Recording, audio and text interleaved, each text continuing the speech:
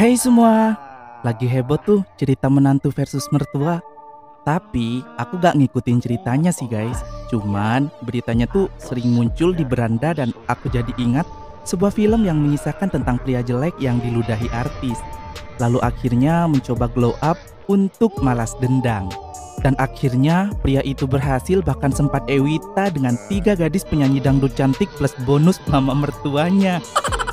Film ini berjudul Darah Janda Kolong Wewe aka Nafsu Pocong, yang katanya nih terinspirasi dari kisah nyata. Entah kisah nyata siapa ini ada beginian. Berasa dibawa semua hantu legend di Indonesia dalam film ini.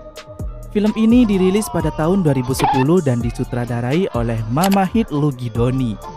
Daripada penasaran sama alur ceritanya, yuk langsung aja kita mulai.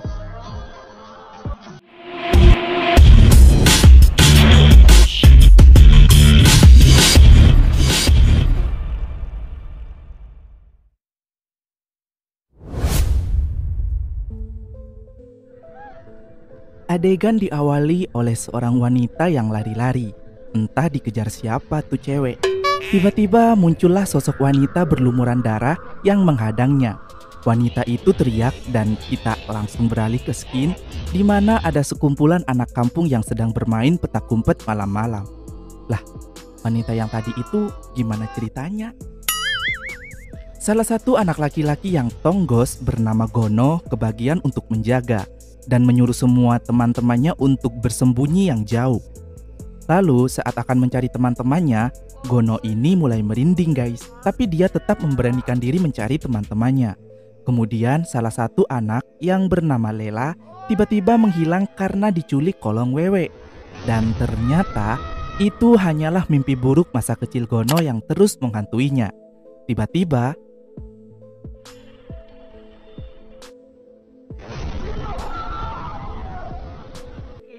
ternyata itu adalah teman masa kecilnya Gono yang juga ikut bermain petak umpet itu, bestainya Gono, namanya Coki. Coki datang membawa brosur Trio Macan, penyanyi yang sangat fenomenal masa itu, dan akan datang tampil ke kota-kota. Coki mengajak Gono untuk pergi ke acara itu yang jaraknya tuh lumayan jauh guys, hingga mereka ini terpaksa melewati hutan seram sebagai jalan pintas alternatif agar segera sampai di sana. Tapi Gono dan Coki justru diteror oleh hantu wanita saat neduh dari guyuran hujan. Kemudian juga melihat tingkah pocong yang aneh-aneh gitu guys. Mulai dari pocong berkain kafan putih sampai berkain batik. Yang katanya para pocong ini mau pacaran gitu guys, ngedate bareng kuntilanak. Pocong aja pacaran, masa kalian jomblo? Mungkin itu adegan yang dimaksud nafsu pocong di judul poster kali ya. Adegan yang sebenarnya tuh gak begitu penting ya kan. Tak berapa lama kemudian mereka berdua akhirnya tiba di tempat acara. Dan kebetulan Trio Macan sedang tampil guys. Acaranya tuh sangat ramai hingga Gono dan Coki ini berdesakan dalam antrian panjang untuk masuk ke dalam. Dan setelah sampai di dalam pun mereka juga harus mengantri lagi untuk naik ke atas panggung dan bergoyang dengan Trio Macan. Gono sedikit kecewa dan Coki menghiburnya dengan segelas minuman. Lalu saat tiba giliran Gono naik ke atas panggung, Trio Macan justru gak menggubris, bahkan meminta penjaga mengusir Gono karena Gono ini jelek. Dan salah satu anggotanya yang bernama Lela bahkan meludahi pipi Gono hanya karena wajahnya yang gak menarik. Gono dan Coki pun diusir dari sana karena menimbulkan kegaduhan. Lalu keesokan harinya, Coki merasa gak terima sahabatnya diludahi oleh penyanyi dangdut yang gak tahu diri itu. Setelah mereka melihat info dari majalah tentang dukun yang bisa apa aja, mereka memutuskan pergi ke dukun itu yang bernama Kiriman Banyu. Dan sampai di sana, mereka ini diminta menyewa payung. Karena Kiriman Banyu artinya kiriman air, di mana maksudnya setiap dukun itu bicara, maka air ludahnya akan menyembur kemana-mana. Gono dan Coki memberikan sapu tangan yang digunakan untuk mengelap ludah penyanyi dangdut sialan itu, di mana baunya tuh sangat busuk hingga Kiriman saja mau muntah. Dikira sedang membaca mantra, Kiriman justru mendengar musik DJ. Lawa aja nih si dukun ludah. Sesudah mendengar musik ajib-ajib DJ TikTok ala-ala Pargoy, Ki Riman akan memberi jimat pengasihan untuk membalaskan rasa sakit hati Gono. Jimat yang bisa memikat wanita itu berupa tali kolor kolong wewe yang bisa diambil saat bulan purnama di tepi danau Keramat, tepatnya di dalam hutan Memedi. Dengan syarat yang pertama, harus ada darah burung gagak hitam, kedua, kembang 7 rupa, ketiga, arak putih, keempat, kemenyan wangi, dan kelima, kelapa hijau. Lalu, Ki Riman memanggil gadis cantik bernama Murni untuk membantu mereka mempersiapkan peralatan itu. Karena kebetulan malam itu ternyata tepat malam bulan purnama. Usai perlengkapannya sudah berhasil dipenuhi, mereka langsung pergi menuju tepi danau. Lalu melakukan ritual mengambil tali kolor kolong wewe. Sampai akhirnya Gono berhasil mengambilnya dan mereka harus segera pergi menjauh, meninggalkan Ki Riman dengan hantu kolong wewe itu untuk bermain po ami-ami. Belalang kupu-kupu. Gono sendiri mulai mencoba memakai tali kolor itu di rumah si dukun dan wajahnya langsung berubah. Giginya yang tonggos juga sudah hilang guys. Tanpa operasi, hebat banget tuh tali kolor. Alhasil membuat Murni jadi sakne melihat ketampanan Gono dan langsung nyepong batang Gono. Kemudian lanjut Ewita pastinya ya kan, yang tentu saja bakal disensor guys. Setelah ritualnya selesai, Ki Riman mengatakan sesuatu pada Gono yang membuat Gono shock, yaitu Gono akan diteror secara gaib oleh kolong wewe. Tapi semua itu gak masalah selama Gono gak melanggar pantangannya, yaitu berada di bawah jemuran pakaian dalam wanita. Keesokannya, Nenek Mariati terkejut dengan pria tampan di rumahnya yang ternyata adalah cucunya sendiri.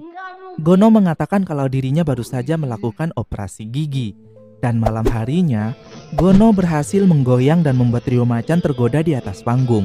Sampai mereka bertiga ini membawa Gono ke kamar belakang saat istirahat untuk menunggangi Gono, lalu digesek-gesek kemudian menyuruh Gono datang ke rumah mereka untuk mendapatkan yang lebih. Tentu aja Gono mana bisa nolak.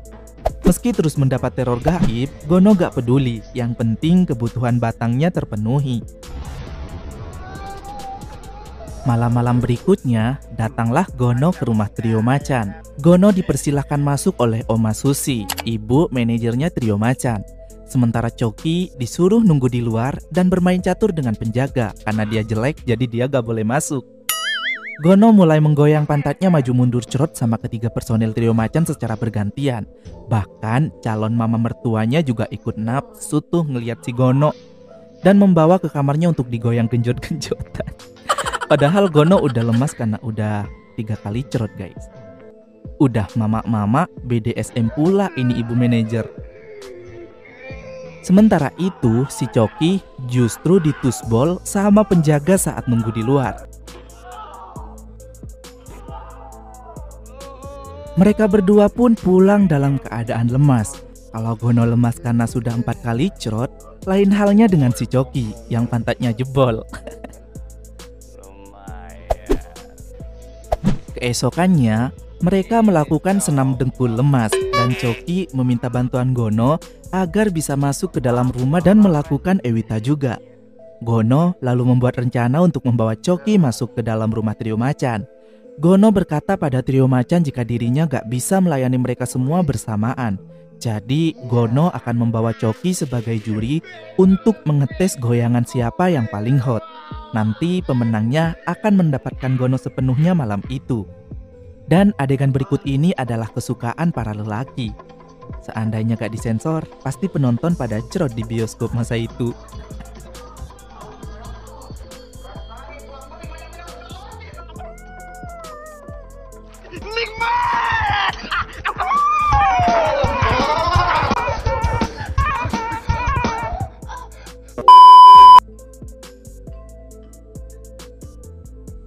Keesokan sore harinya, Gono yang sedang teleponan dengan Lela jadi sakne saat mengetahui Lela sedang mencuci celana dalam. Kemudian malam harinya, Gono diam-diam akan menyelinap masuk ke rumah Oma Susi untuk bertemu berdua dengan Lela saja. Tapi tiba-tiba, Gono mendapat teror dari kolong wewe dan akhirnya tanpa sengaja, Gono bersembunyi di bawah jemuran pakaian celana dalamnya si Lela. Otomatis Gono sudah melanggar pantangan dan gigi majunya tumbuh lagi, hingga seisi rumah menjadi risih dan ilfil lalu mengusir Gono. Teror kolong wewe terus menghantui Gono dan semakin menjadi-jadi, hingga akhirnya Gono dan Coki pergi lagi ke rumah Ki Riman Banyu untuk meminta solusi. Ki Riman akan membuatkan air penetral teror hantu untuk Gono, dan tiba-tiba Gono melihat wajah Murni sebagai kolong wewe menyeramkan. Jadi Gono spontan menusuk Murni dengan pisau hingga meninggal. Gono pun berakhir di penjara dengan teror kolong wewe yang terus menghantui seumur hidupnya.